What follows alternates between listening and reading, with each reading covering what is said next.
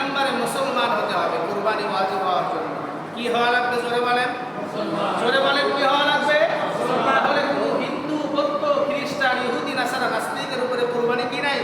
ওয়াজিব নাই। তাহলে কুরবানি ওয়াজিব হতে হলে মুসলমান হতে হবে এক নম্বর। দ্বিতীয় নম্বর, বালেগ পুরুষ এবং বালেগা নারী হতে হবে। নাবালেগ শিশু এবং নাবালেগ মেয়েদের উপরে কুরবানি ওয়াজিব না। হতে পারে একটা শিশু এখনো বালেগ হয় নাই, কোটি কোটি টাকার মালিক, কিন্তু তার উপরে বালেগ না হওয়ার কারণে তার উপরে কুরবানি কি নয়? ওয়াজিব নয়। কথা বুঝাইতে পারছি? তাহলে দ্বিতীয় নম্বর বালেগ হতে হবে। তৃতীয় নম্বর আকেল হতে হবে, জ্ঞানী হতে হবে, বুঝবান হতে হবে। কোনো মাজনুন পাগলের উপরে কুরবানি ওয়াজিব না। জ্ঞান সম্পন্ন ব্যক্তি হতে হবে, আকলে সালিম হওয়া লাগবে। আপনার আমার মাথায় সমস্যা যাদের আছে, মেন্টালে যারা আছে পাগলা, হাজার কোটি কোটি টাকার মালিক হলেও তাদের উপরে কুরবানি ওয়াজিব না। তাহলে তৃতীয় নাম্বার কি হতে হবে? আকলওয়ালা হতে হবে, পাগল হওয়া যাবে না। চতুর্থ নাম্বার, রাসূল বলেন কুরবানির যে 3 দিন, এই 3 দিনের ভিতরে কেউ যদি নিসাব সমপরিমাণ মালিক হয়, টাকার মালিক হয়। নিসাব কি?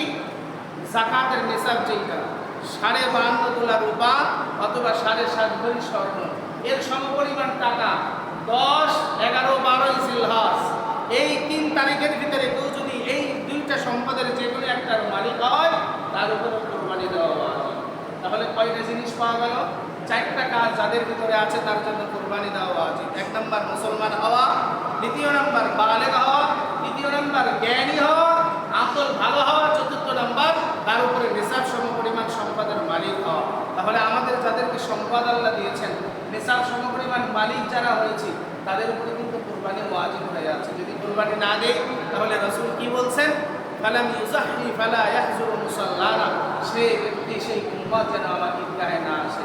তাহলে আমাদের যাদের উপরে কুরবানি ওয়াজিব হয়েছে, কুরবানি কেনার জন্য আমরা এখন থেকে প্রস্তুতি নিই। কুরবানির অনেক মাসআলা রয়েছে, কুরবানির বিষয়টা অনেক জটিল এবং অনেক সহজ। আমাদের ভিতরে বিশেষ করে সমাজে কুরবানি আমরা অনেকেই ভাগে কুরবানি নেই, আছে না নাই?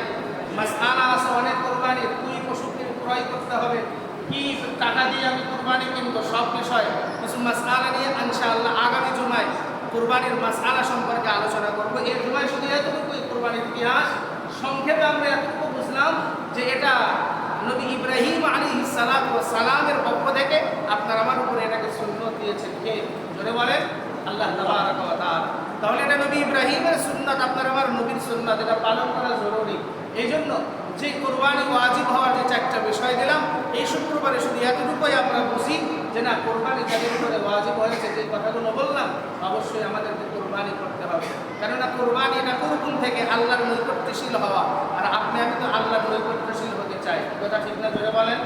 আপনি আমি আল্লাহ তাবারক ওয়া তাআলার প্রিয় বান্দা বান্দী হতে চাই।